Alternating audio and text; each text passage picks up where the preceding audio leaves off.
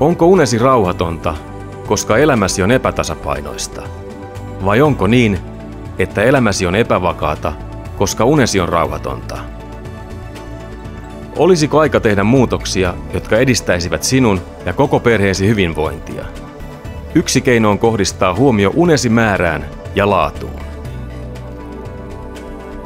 mFit-QS on unen ja hyvinvoinnin seuraaja, joka tarjoaa sinulle todellisen ja tarkan kolmivaiheisen unen luokittelun. Sen lisäksi, että se kertoo unesi määrän, näet myös prosentteina kevyen unesi osuuden ja mikä erityisen tärkeää, se mittaa elintärkeän REM-unen ja syvän unen määrän.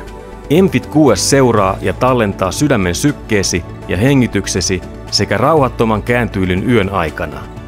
Ja se jopa pisteyttää unesi laadun.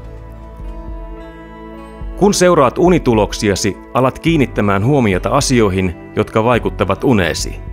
Liikunta, pitkät työpäivät, myöhään valvominen, lyhyet yöunet, vapaa-aika ystävien kanssa, epäterveellinen ruoka tai liiallinen kahvin juonti. Pian huomaat, miten valintasi ja elämäntapasi vaikuttavat unesi laatuun. Terveellinen elämäntapa saattaa tuottaa paremman yöunen, ja parempi yöuni taas johdattaa rikkaampaan elämään itsesi, perheesi ja ystäviesi kanssa. Seuraa untasi mFit-QS:n avulla.